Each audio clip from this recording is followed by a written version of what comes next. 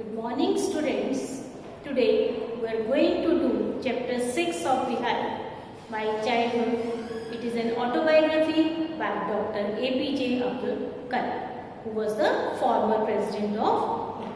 He was a very good writer and politician also, and he was our president from 2002 to 2007. He was an Indian scientist and politician who played a leading role in the development of India's missile and nuclear weapons. He wrote many books including autobiography Wings of Fire, and this chapter, My Childhood, has been taken from this his autobiography, and this extract is about his memories of his childhood. He talks about his parents, his childhood, his upbringing and his experiences at the school. He grew up in a traditional society where, in spite of different religions, people lived in peace and harmony, and anyone who attempted to break the communal harmony was reprimanded by the society. So let us start with the chapter. I was born into a middle-class Tamil family in the island town of Rameshwaram in the erstwhile Madras state. My father, Jalaluddin, had neither much formal education nor much wealth. Despite these disadvantages, he possessed great innate wisdom and a true generosity of spirit. He had an ideal helpmate in my mother, Aishama. I don't recall the exact number of people she fed every day, but I am quite certain that far more outsiders ate with us than all the members of her own family put together.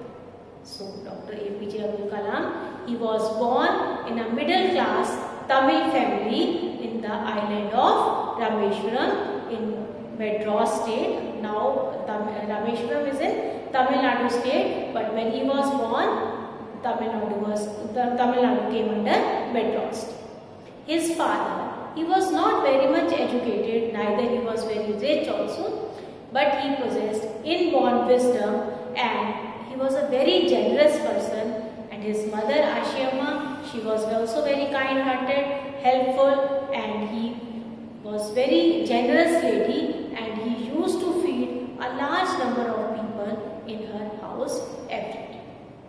I was one of many children, a short boy with rather undistinguished looks, born to tall and handsome parents. We lived in our ancestral house, which was built in the middle of the 19th century. It was a fairly large pakka house made of limestone and brick on the Moss Street in Rameshwaram. My austere father used to avoid all the inessential comforts and luxuries. However, all the necessities were provided for in terms of food, medicine or clothes. In fact, I would say mine was a secure childhood, both materially and emotionally. He said he was one of many children, means he was having many siblings, he was having many brothers and sisters, and though his parents, they were tall and handsome, he was a boy of short height, and he was not that handsome. He was a person of undistinguished looks. And they lived in their ancestral house, which was built in the middle of the 19th century in Rameshwaram. It was a large pakka house made up of limestone and brick. At that time, most of the houses, they were made up of mud. They were known as kacha house, but their house was pakka house. And his father, he was very strict and he was a very simple person, and he avoided all the inessential comforts and luxuries. He doesn't believe in show off, but he provided all the comforts in terms of food, medicine, clothes to his families. And this author remembers that his childhood was very secure in terms of emotions, in terms of material. The Second World War broke out in 1939 when I was 8 years old. For reasons I have never been able to understand, a sudden demand for temperate seeds erupted in the market.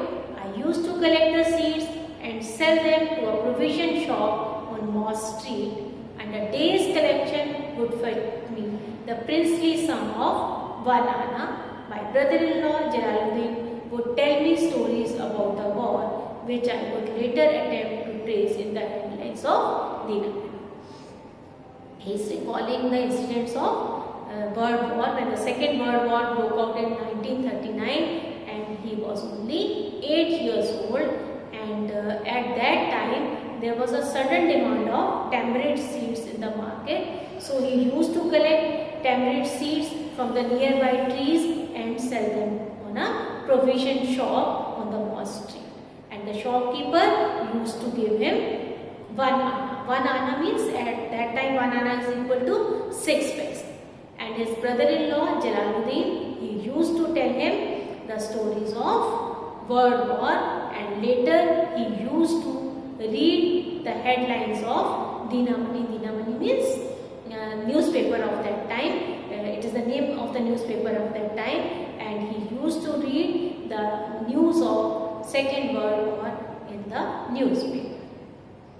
Our area, being isolated, was completely unaffected by the war, but soon India was forced to join the Allied forces, and something like a state of emergency was declared. The first casualty came in the form of the suspension of train halt at Rameshwaram station. The newspapers now had to be bundled and thrown out from the moving train on the Rameshwaram road between Rameshwaram and Dhanushkodi. That forced my cousin Samsuddin for a helping hand to catch the bundles, and as if naturally I filled the slot. Samsuddin helped me earn my first wages. Half a century later, I can still feel the surge of pride in earning my own money for the first time. So earlier, the area was quite isolated, quite alone. So there was no effect of, you can say, war at place. But soon India was forced to join the armies of UK, USA, Russia, etc. during the Second World War, and there was a situation of emergency in the state. And the first effect of that emergency came when the train which used to stop at Rameshwaram, the train which goes to Dhanushkodi, it used to stop at Rameshwaram station, but now the halt was suspended. Now the train directly goes to Dhanushkodi. So the newspapers which come through the train, they had to be bundled and thrown on the Rameshwaram road only. No, because the train doesn't stop at Rameshwaram station. Now his cousin Samsuddin, he used to do this business of distributing the newspapers, so he needed a helping hand, and Abdul Kalam, he helped him in collecting the papers, in distributing the newspapers, and he used to give him some money in return. Abdul Kalam feels very proud of earning his own money, and even after 50 years, he was very happy that he used to earn some money of his own. Every child is born with some inherited characteristics into a specific socio-economic and emotional environment, and trained in certain ways by figures of authority. I inherited honesty and self-discipline from my father. From my mother, I inherited faith in goodness and deep kindness, and so did my 3 brothers and sisters. I had 3 close friends in my childhood: Ramanand Shastri, Arvindan, and Siva Prakashan. All these boys from Orthodox Hindu Brahmin family. As children, none of us ever felt any difference amongst ourselves because of our religious differences and upbringing.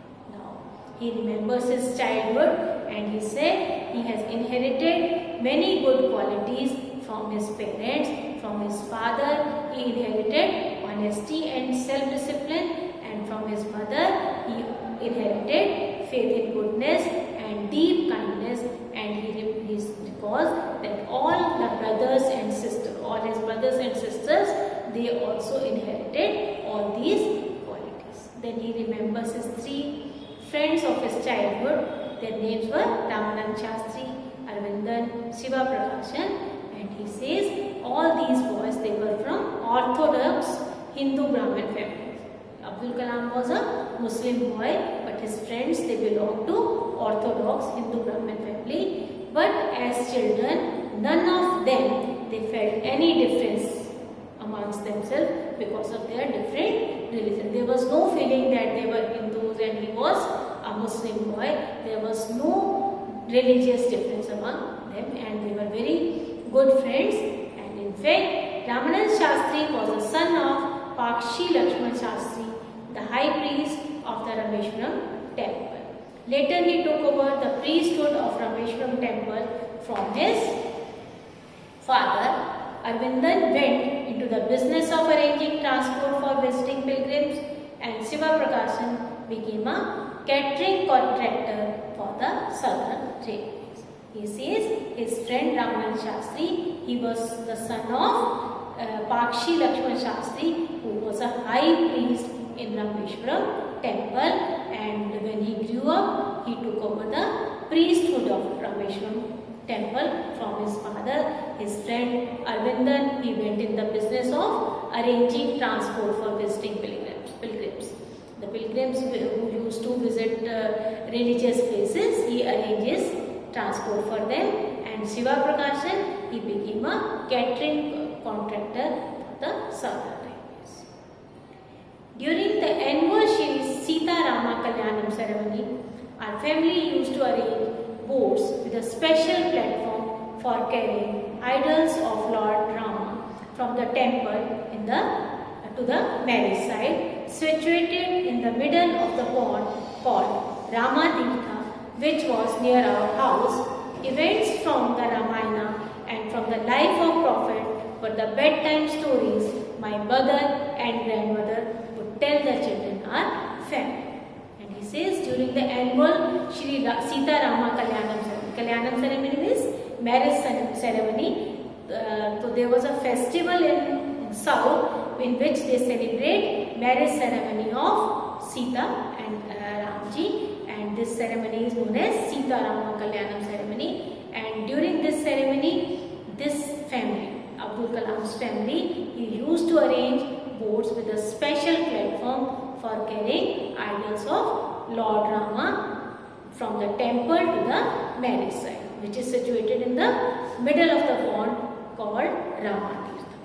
And it was near to their house, and so it means they will also follow the good events of the Hindu religions also. And he also recalls that his mother and his grandmother, they used to teach them, they used to tell them the stories of the Ramayana and Prophet equally. Means though he belongs to Muslim religion, but his mother used to read, his mother and grandmother, they used to read the stories of Ramayana, and they used to tell them the ideals of Lord.